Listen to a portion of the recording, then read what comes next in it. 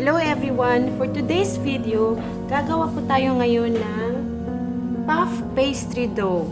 So, sa mga hindi po nakakaalam ng puff pastry dough, ito po yun siyang kind of a dough na magpa-puff siya dahil gamit po natin is a lot of butter. So, start na po tayo kung ano po yung ating kakailanganin para sa ating puff pastry dough. So, start po tayo ngayon sa ating barrage. So, barrage means a lot of butter or buttery dough. So, obvious na obvious po, maraming butter yung nasa harap nyo ngayon. Kailangan po natin ng 675 grams of unsalted butter, room temperature. At kailangan natin ng 150 grams or 1 cup of all-purpose flour. So, set aside muna natin yung ating for barrage. Kailangan din natin ngayon, gagawa tayo ng the trunk. So, the trunk naman is not too much butter. Kailangan natin ng 600 grams all-purpose flour or 4 cups. 250 ml of cool water. 130 grams of unsalted butter or 1/2 cup of unsalted butter, 12 grams or 1 tablespoon of sugar, granulated sugar, 10 grams or 2 teaspoons of our salt, 1 tablespoon or 15 ml of lemon juice or vinegar. So, gagamitin ko po ngayon is vinegar. So, start na po tayo paano natin gawin. First, gawin natin yung ating barrage.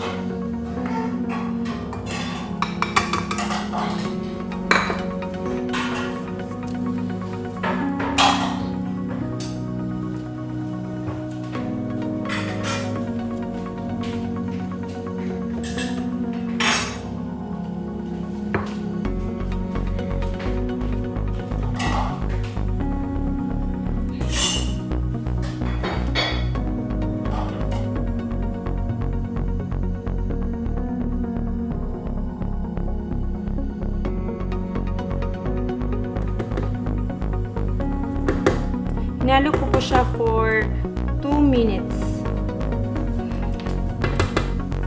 So, this time, gagamit po tayo ng cling film para sa ating barrage.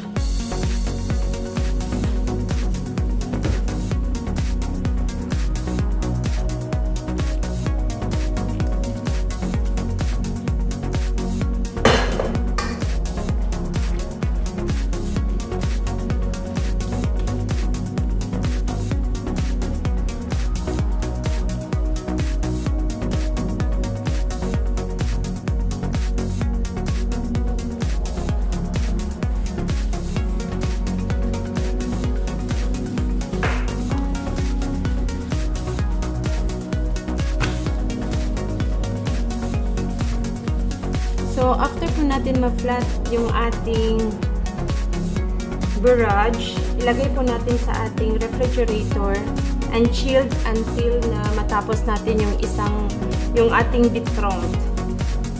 So, next naman is gawin natin, gagawa tayo ng ating bitront. Simple lang din, ilagay lang din natin yung ating mga ingredients, lahat. So, yung ating flour. Ito na yung ating pinaka-dough. Next, ang ating salt. Tapos, ang ating sugar. Ang water.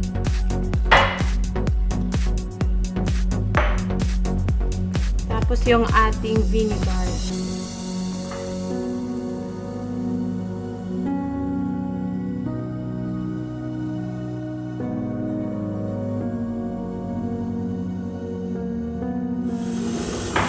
Tapos yung ating 130 grams of butter.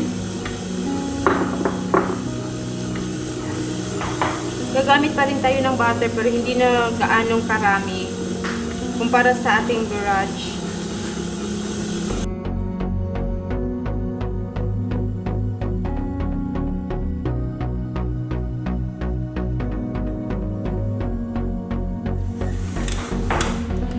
So, tapos na po yung ating the trump.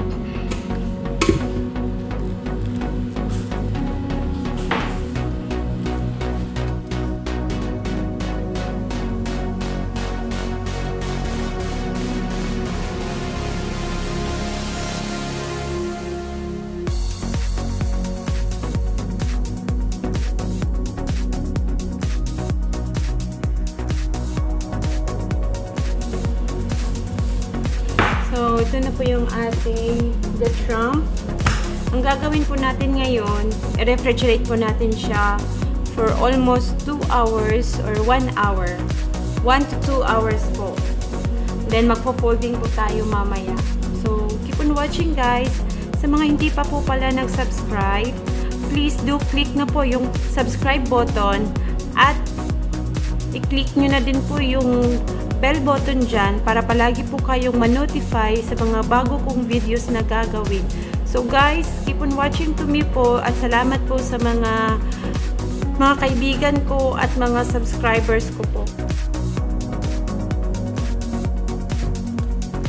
So ito yung ating barrage at ito naman yung ating trump. So ngayon, magpo-folding na po tayo.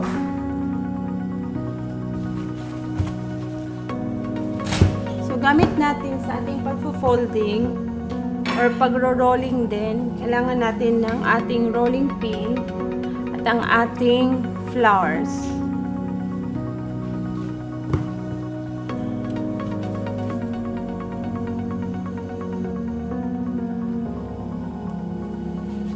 So, kailangan natin i-sprinkle ng konting flour para hindi lang didikit, para hindi didikit yung ating dough sa ating rolling pin.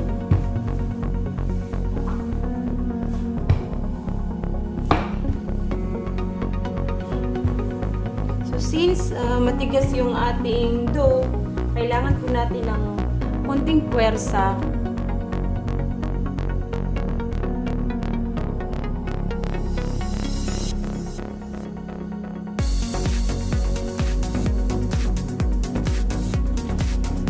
So next naman, dahil nakuha na natin yung ating desired shape or desired size sa ating the trump, ngayon naman yung ating barrage, ilalagay natin siya sa taas or gagawin natin siyang palaman or filling.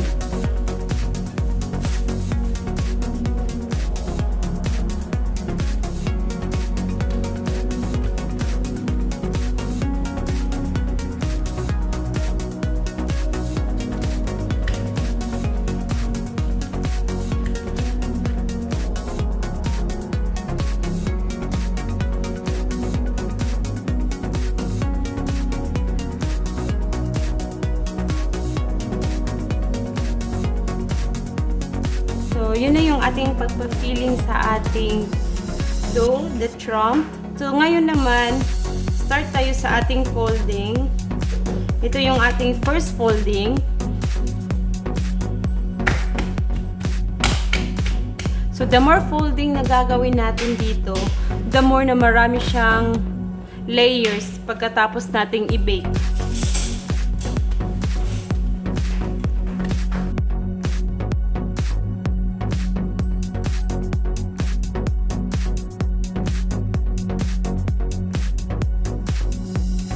Then, second folding na po tayo ngayon.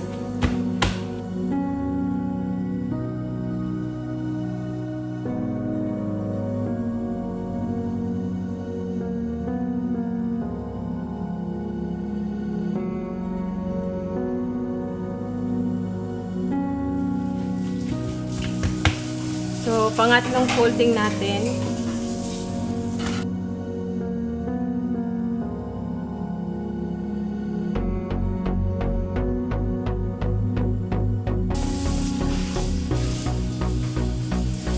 Pero this time po, ilalagay ko na siya naman sa ating refrigerator for 20 to 30 minutes.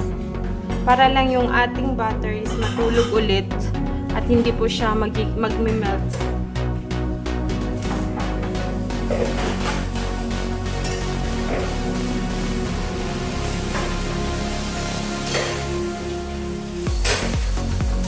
So, ilagay na natin siya sa ating refrigerator. I-fold na naman natin siya up to 5th folding kasi kanina 3 times na yun. So, ngayon, 4th and 5th.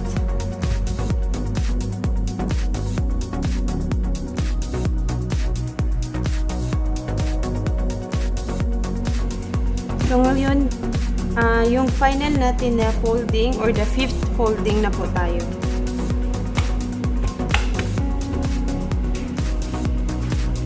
So, ayun, natapos na po yung ating paggawa ng ating puff pastry dough.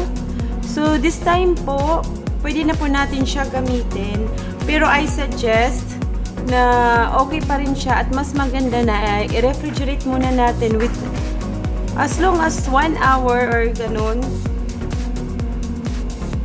So, try natin yung ating dough ngayon.